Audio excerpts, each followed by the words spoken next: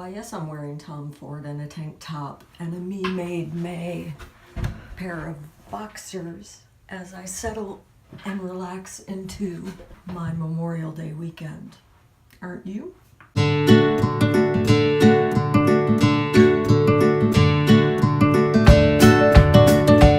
you'd like to see my first Tempted Not Tempted YouTube video, I hope you consider sticking around.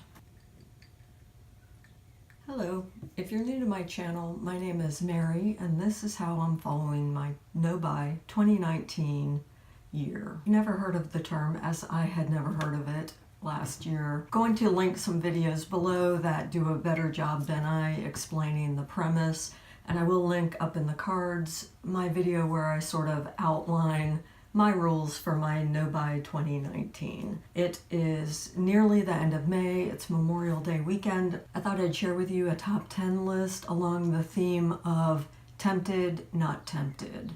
And I will start my countdown with things that, as of May 2019, as I near the completion of my 5th month in my no-buy year, things that are a hard pass for me. And I will do this in top 10 reverse count format, and I will follow that with a top 10 list of things that are tempting me at the end of my 5th month in my no-buy year. I will put timestamps below if you're only interested in one of those parts, so you can conveniently pop around and view as you like. The 10th thing that was a hard pass for me, the Urban Decay Game of Thrones collection. I will split screen and link some of the pieces off to the left. Now, I say this as a loyal fan of Game of Thrones for the past 8 seasons, although I was a late viewer and didn't start watching until we were already on season 6. Binged watched the first 4 or 5 seasons, and then we watched seasons, I believe it was, we watched seasons 6, 7, and 8 as they rolled out. There are a few Urban Decay products that I enjoy in my collection.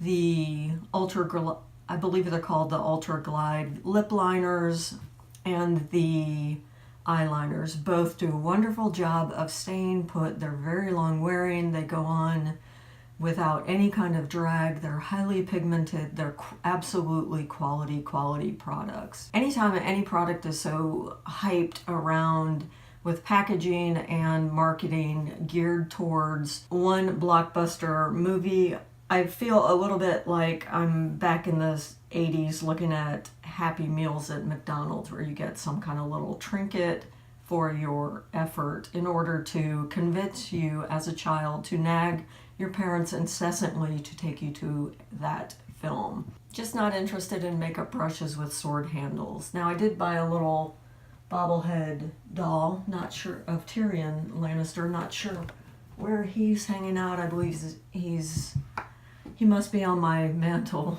over my fireplace. So I'm not saying I'm immune. I'm not claiming to be immune from movie hype or paraphernalia associated with films. In fact, I like having Tyrion sit on my desk at work to sort of remind people who they're dealing with when they are dealing with me. That brings us to number 9. I do own and enjoy several Charlotte Tilbury face palettes. I have 2 of her Instant Look in a palettes. One happens to be on my vanity because I use it regularly. This is the Smoky Eye look. I also have the Glow Face palette, and I have this palette which was part of the Nordstrom anniversary sale in last summer in 2018. I won't spend a lot of time talking about these. They're very finely milled. I love each of these collections on their own and merging with the rest of my items. Very high quality products, but I just have to do a hard pass on the, I believe they're called Orgasm Glow palettes, the bronzer highlighter, bronzy highlighty shimmery palettes that came out earlier this year. I have a rather rhetorical reason behind this hard pass. I do own the NARS lipstick in Orgasm and the NARS, a small sample size of the NARS Orgasm blush, and a NARS Orgasm Multi-Stick is in my current Project Pan 2019 project. However, this kind of irritates me when we push that degree of objectification of sex to sell a product. Now, perhaps I'm becoming more prudish as I age, but I don't think so. I feel that I've had a lovely, just wild enough life in that regard, and I have no complaints. However, do you really have to call everything an orgasm? Do you really, or does everything have to be effing fabulous? I feel like this is sort of a blend between just being a little bit put off by the unabashed appeal to sexuality to sell product. I suppose that's a formula that works for Madison Avenue. The product's a little too glowy for what I wear on a daily level. I have enough highlighters in my collection, and for those reasons, the Orgasm palettes from Charlotte Tilbury are a hard pass for me. Oh, at number 8 is going to be a slightly unpopular opinion. I will cut to some footage coming up shortly of applying my one Tom Ford quad. Now, Tom Ford at the end of 2018 came out with, I believe, 7 new quads and recently launched an additional 3. So essentially in the span of my no-buy year, Tom Ford has launched 10 new shades of his Luxe Eye Quads in a wide range of beautiful colorways and different finishes and textures. These are a hard pass for me because I feel that the one Tom Ford quad I own is the Honeymoon quad, and I purchased that in 2018. It was one of those products where I just had to have it. The hype around Tom Ford, the consistent messaging that his eye quads are at the pinnacle of the runway, that kind of thing. I researched them for quite some time and then finally picked up the Honeymoon shade during one of the Sephora VIB sales. Wore it for about a week, played around with it, and then pushed it into my drawer and haven't touched it since. Perhaps again because of the quantity, perhaps because it is an overwhelming variety, and certainly supported by the fact that I really haven't used the product that I did purchase. I'm deciding those are a hard pass for me. As I reflected on this, I was inspired to pull that quad back into my collection. I will insert some footage now of me doing this look, which is just a single shadow, daytime appropriate look using the Honeymoon quad. Currently on my eye, I just have my concealer, which is serving as an eyeshadow base, and a little bit of my Bobbi Brown illuminating bronzer in my crease. Just to give a little definition, this is pretty much my eye base no matter what eyeshadow I'm going in with on top. And I do run a little bit of that bronzer underneath my eye as well, just to have that base. The freckle. I thought I would bring it back into circulation just to assess how I really feel about these Tom Ford quads. The things I like about them is it is a bigger pan size than the Charlotte Tilbury eyeshadow. Perhaps this is a little too glitzy.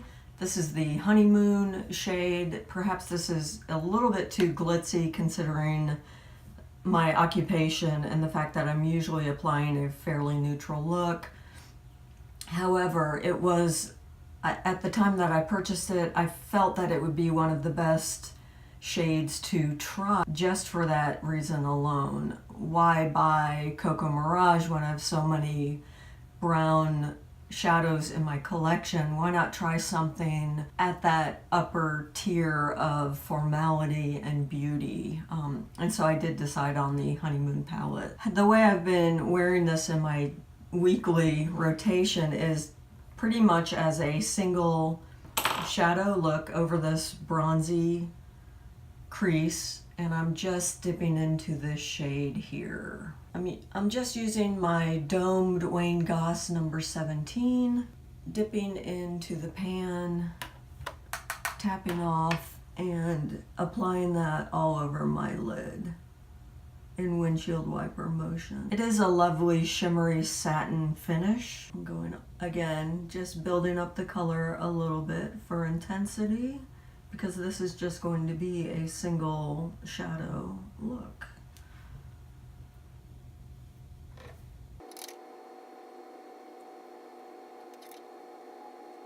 I will bring a little bit underneath my lower lash line. This is just my kind of packing brush from Sephora. It came in a collection, so I do not have a brush number for you.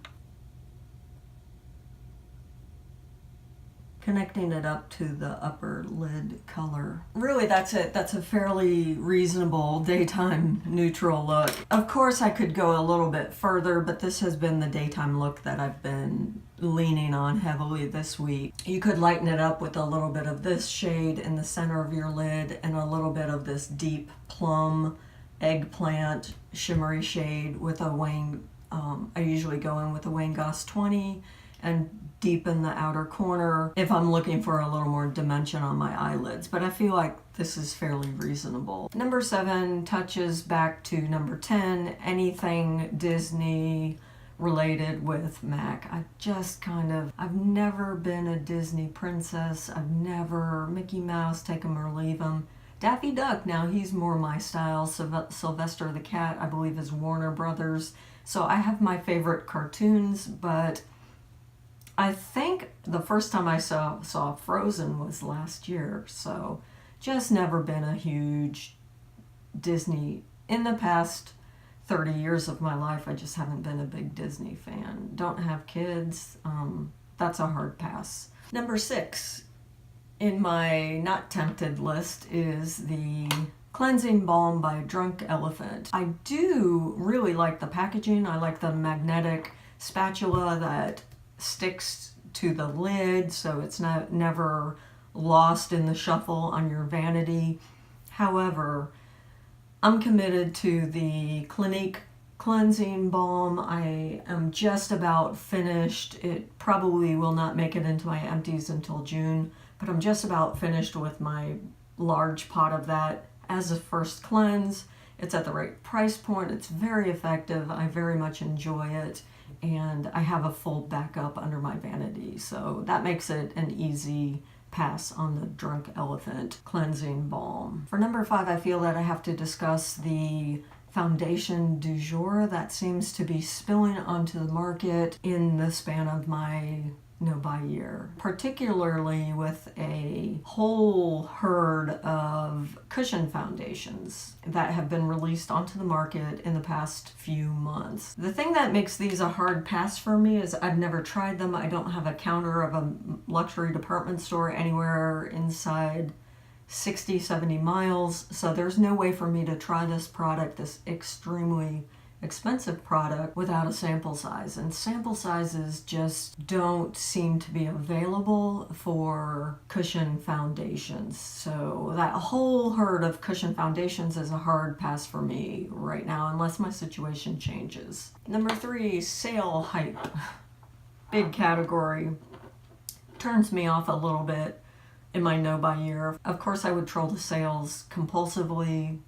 Last year, that's how I acquired a collection that so quickly became too much, too overwhelming, with too many items that just don't really suit me. And I talked a little bit about that in my project pan, which I will link up in the cards, but anything that's in my collection that I really don't care for was purchased on sale. An item on sale that I don't like is really not a reasonable expenditure. It's a complete waste. I'm really learning to avoid well, of course it's my no-buy year, but I feel that I've snipped that umbilical cord that connected me in prior years to the hype that surrounds a sale and the over expenditure that is inspired by sales. Number 2 has to do with YouTube content, and as someone on a no-buy, I'm just looking for more depth in influencer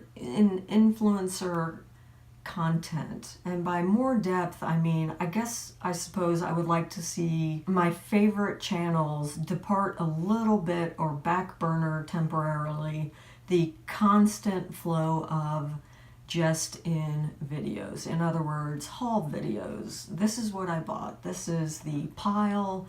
This is the loot. And then we run through perhaps a series of swatches. Maybe we get to see a try on, but their follow-up is inconsistent at best. I feel that there could be more discussion, and the videos that I tend to seek out, those that deep dive into 10 or so items, or here are my favorite Chanel products, or here are my this is my go-to capsule wardrobe for spring. These are my top 10 shoes all time. This is a full face wear test of Clé de Peau or Chanel. That sort of thing I find much more rewarding and interesting to watch than any of the new product hauls that I've seen over the past 5 months. The number one thing that is a hard pass for me, I'd have to say it's centered around lip glosses. And I feel that it has to be a hard pass for me because I have a rich collection that I just do not dip into regularly enough to justify. So when I see all the beautiful glosses that continually roll onto the market, it's just not a product that I wear. And I feel guilty about the lip glosses that I've purchased because I just don't wear them.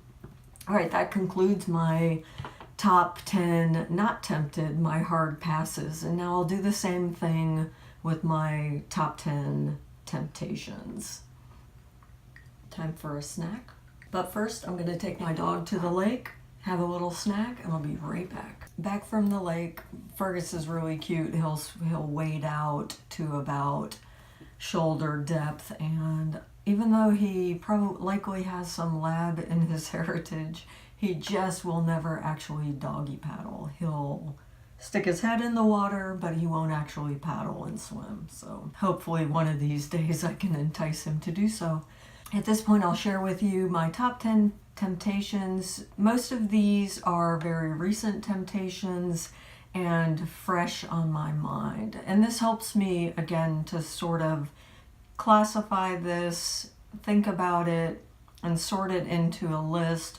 Formally share it with you on YouTube. It really does help me reflect on my no-buy year, so it's not just a mindless challenge, to myself. What I generally achieve in these videos personally is a deeper understanding of my buying habits, of when and why things tend to tempt me, and patterns that in the past have caused me to acquire things to a degree that I'm no longer interested in. In other words, my mantra for this stage in my life really seems to be shifting to a pared down capsule-like wardrobe, collection of art supplies, collection of craft supplies, but generally every domain in my life, with the exception of books. Books I still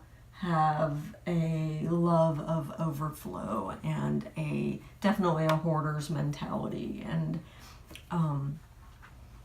I don't expect my no-buy to ever extend into the world of books. They're just too magical, and I would never want to deprive of myself of entering a different world and the ability to look at the world through an interesting perspective. The 10th temptation, ooh, that sounds like a movie, doesn't it?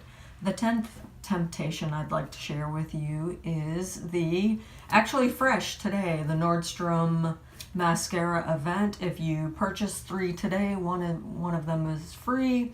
That includes luxe brands that generally never go on sale, such as the Chanel Le Volume mascara, which I am just scraping the dregs out of my drying up tube as we speak. It will likely be in my May empties. I hope to get another day or two out of it. It is what I'm wearing today. As long as I wear a base mascara, the Chanel Le Volume continues to be my holy grail. As long as I apply the base, I don't get nearly as much transfer because of the architecture of my face.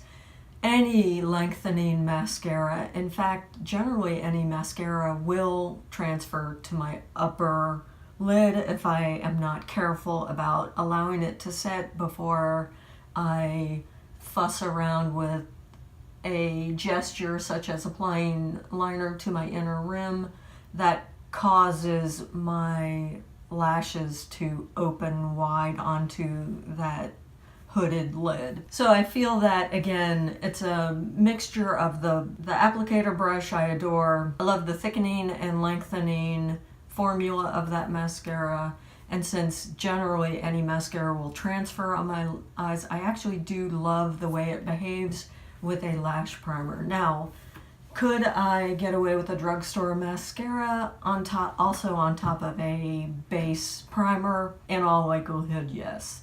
However, the 3 for the price of 2 is a remarkable deal with a $32 mascara, and that's roughly 33% off and unheard of with Chanel products. So that is a solid temptation coming in at number 10. Apparently I have quite a few Chanel products in this top 10 list of temptations. Coming in at number 9 is their current 9-pan Le Beige palette. It is neutral / earth tones with several different formulas, and I just adore the looks that I've seen YouTube influencers create with this palette. It is absolutely my jam. I suppose in my theater of identity, I am a Chanel girl. I like the simple, elegant vibe of the brand. Coming in at number 8 on my list is the Tom Ford lipstick in the regular formula. The bullet is the squared bullet, it with a kind of gold and burled walnut packaging, and it's the $55 version. I would happily insert either of his 2 coral shades in my number 8 slot. One is more along the lines of a nude coral. I will split screen here and insert that image.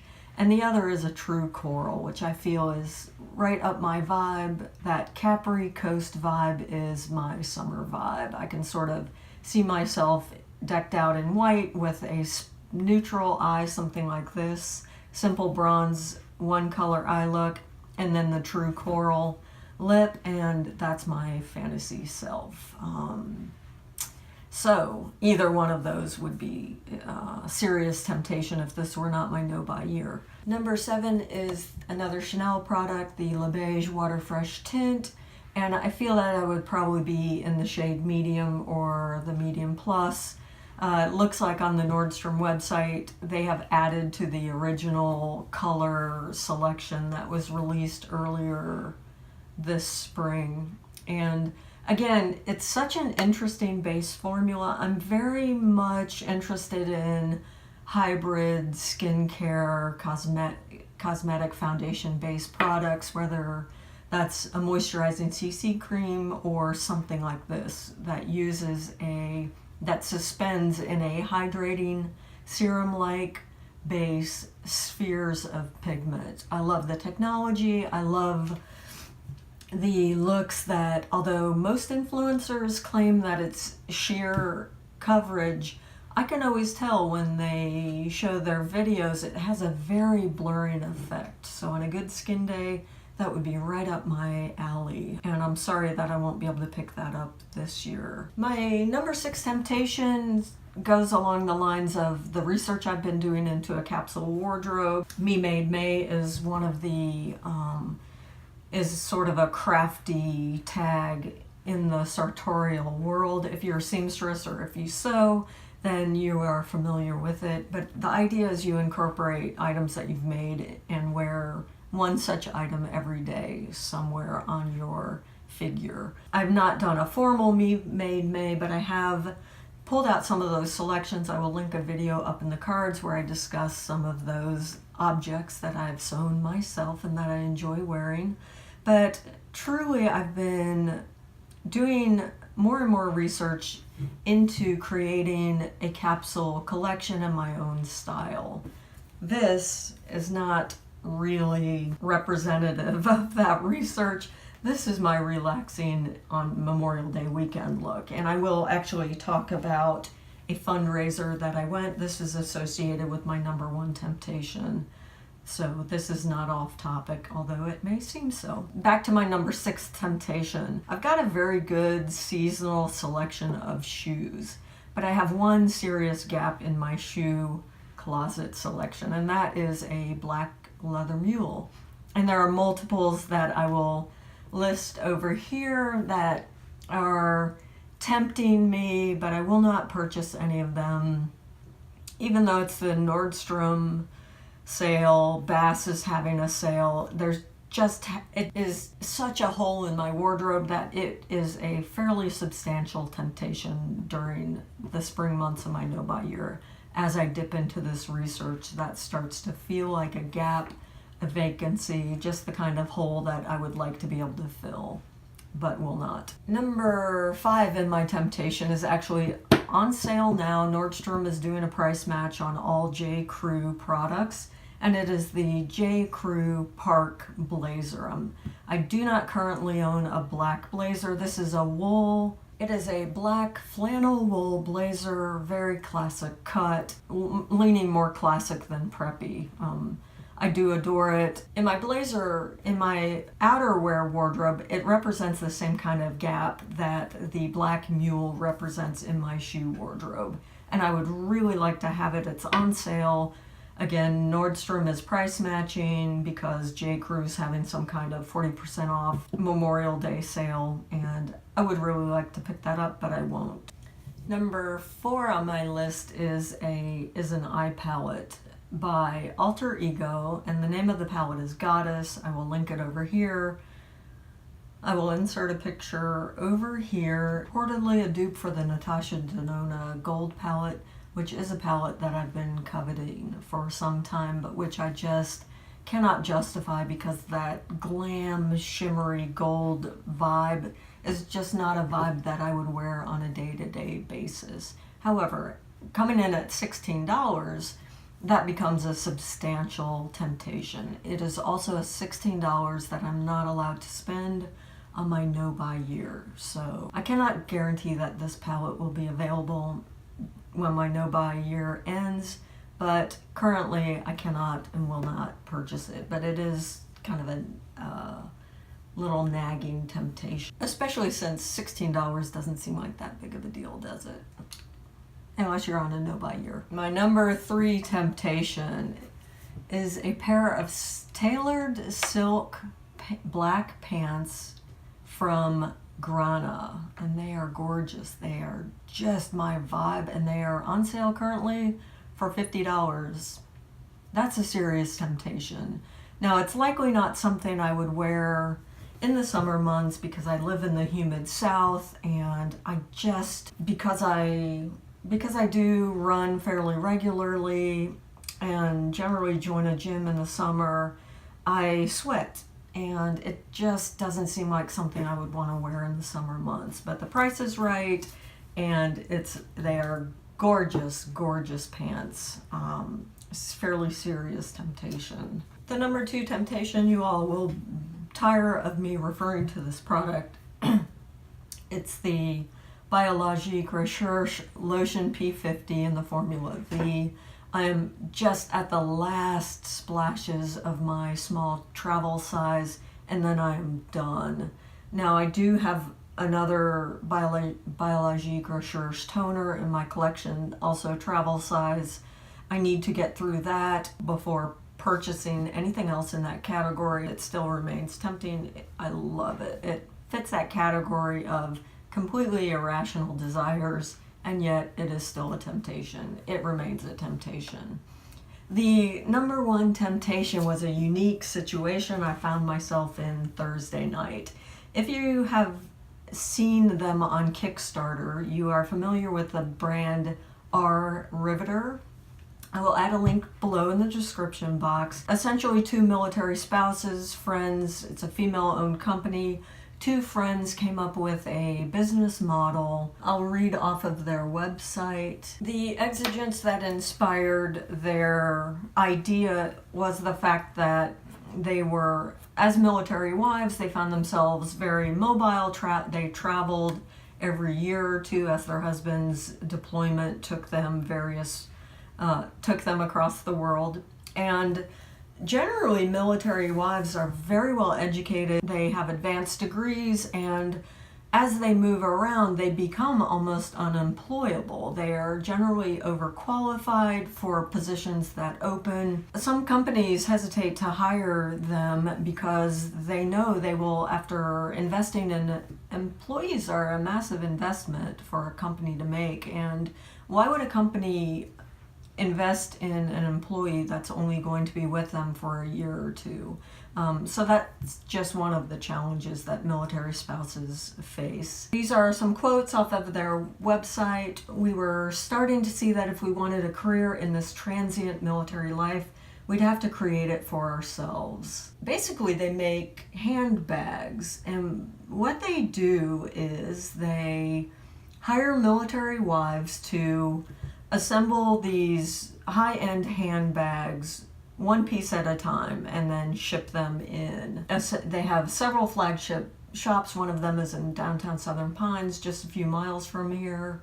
And I also enjoy this quote from their website. Our Riveter doesn't hire military spouses to make handbags. We make handbags to hire military spouses and create a greater sense of mission. That's something I can really get behind.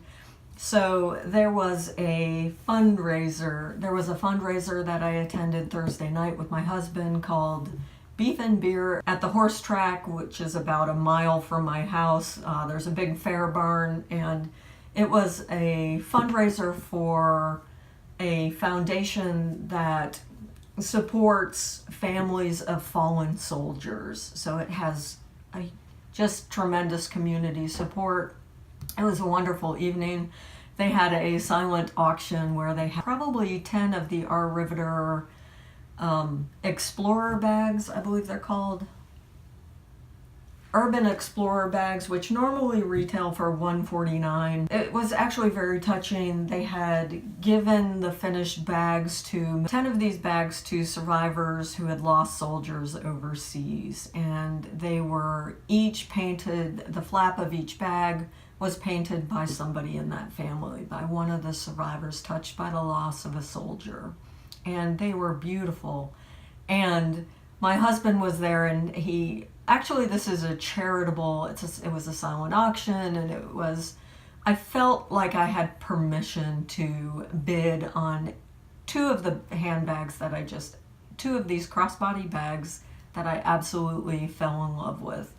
Now, my favorite had actually already been bidded on by one of my husband's colleagues, so I couldn't do that one. I couldn't do that. I would never do that to somebody I know. And the other, the other was already at $250 on the silent auctions bid sheet, so that was the inspiration behind this video, my top 10 temptations and non-temptations, because I just have to ground myself and come to the realization that that was not really permission to break my no-buy year, even though all these interesting sales are going on right now, even though clearly I have some majorly justifiable temptations, and even though I've been so saintly in acknowledging a list of 10 items that are just hard passes. Fundraiser was put on by the Deskin and Stevens Foundation, which I will link to below. It's a lovely cause. If you are in any way associated with military families, I encourage you to look into them and also to look into events near you that they host. They put together a wonderful selection of foot races and culinary slash beer themed events, and if there's one near you, I certainly encourage you to support that foundation.